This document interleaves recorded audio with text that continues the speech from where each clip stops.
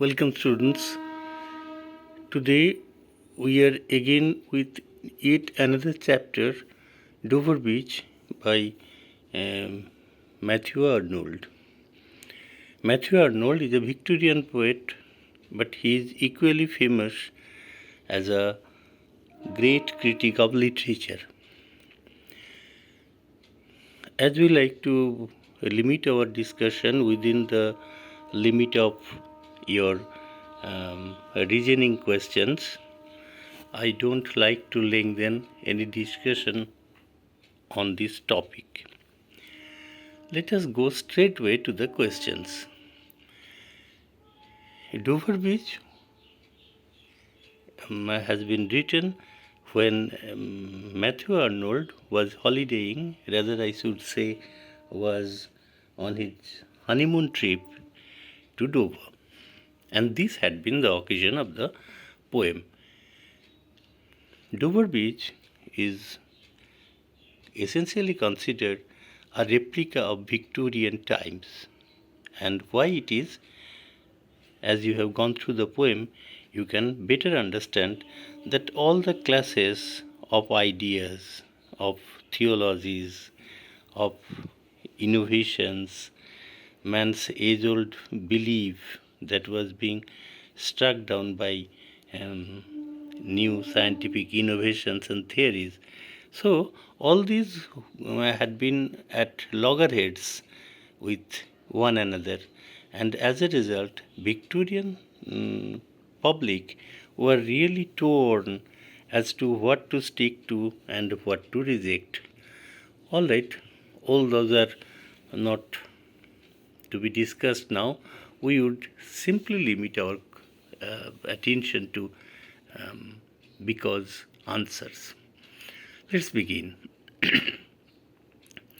Dover Beach is a representative poem of Victorian era because, or Dover Beach embodies Arnold's conviction as a critic that poetry is the criticism of life because, or Dover Beach represents loss of faith in Victorian England because, in this poem, Dover Beach, he represents the dilemma of England torn between science and religion, between romanticism and classicism, between materialism and spiritualism, and over and above all, the onslaught of modern considerations on age-old religious faith. Question number 2. Present in the picturesque setting of Dover, the poet is sorrowful at heart because, or the question may be put the other way round, Arnold's elegiac note is also predominant in the poem Dover Beach because, or Dover Beach by Arnold is an elegy because. The answers would be all the same.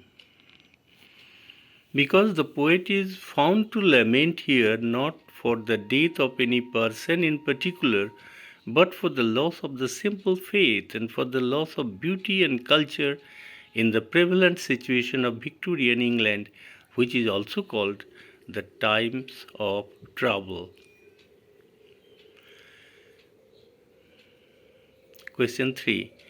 In spite of the loss of religious faith, Arnold does not lose his heart because he still finds consolation, a haven of rest and peace in true love. Question 4.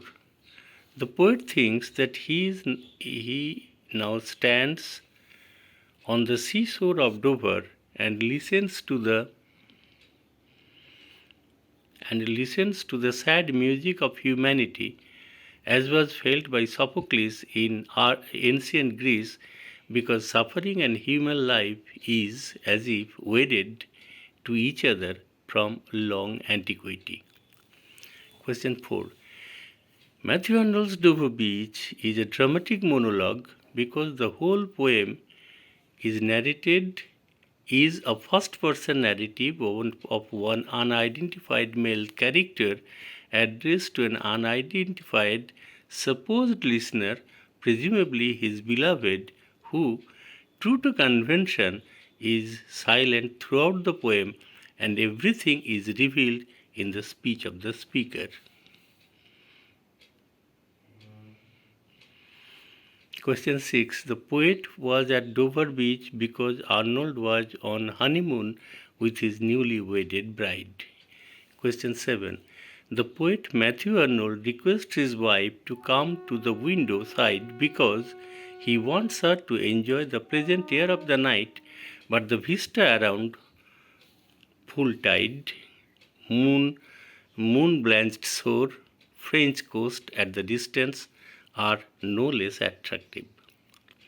Question 8.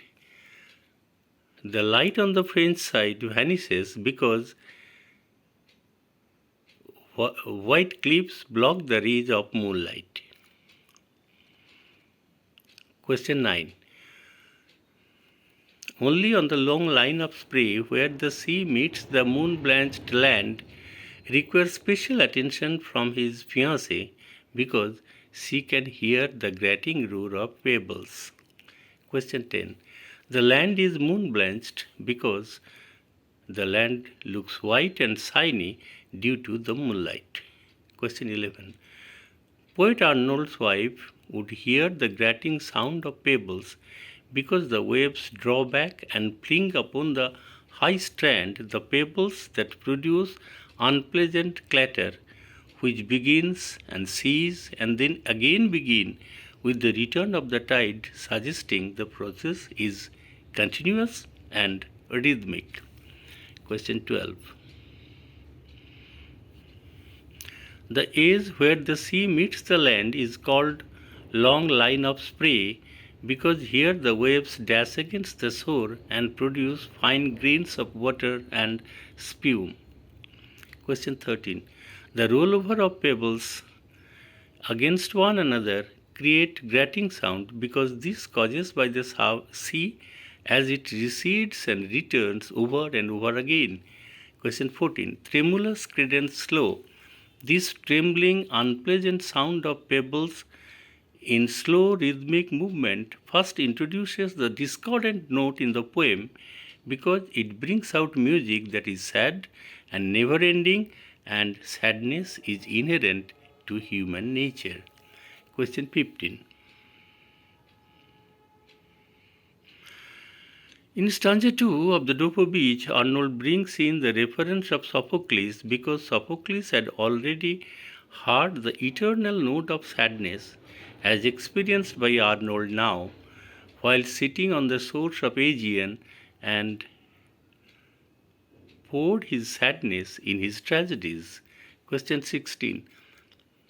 The term "we" in the context of second stanza has a broader implication because it refers not only to the poet and his bride but also to every human being, thus heightening the universality and eternity of sadness.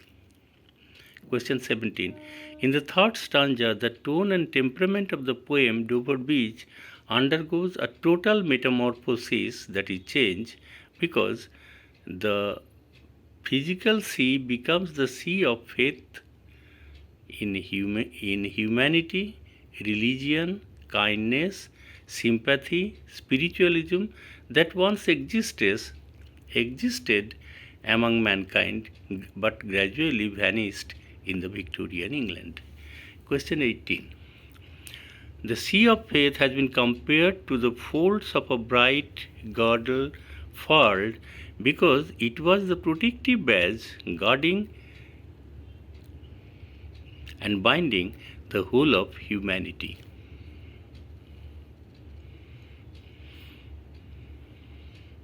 Question 19. The poet is melancholic because he hears the melancholy note and withdrawing roar of the sea of faith to the breath of the night wind down the vast ages drear, thereby laid bare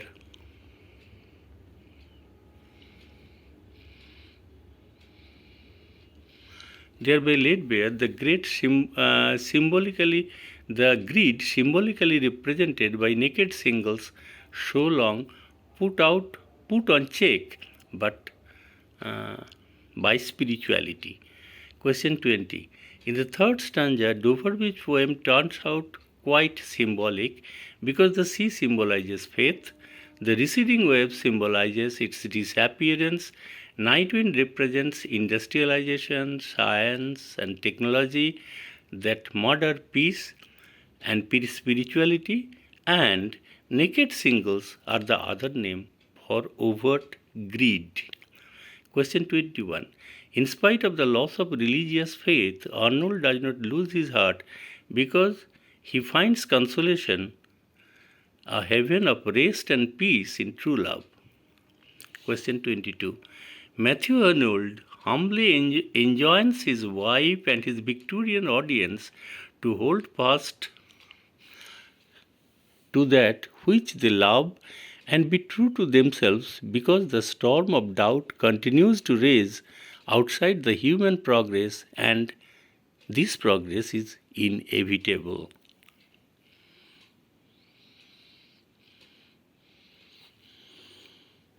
Question 23.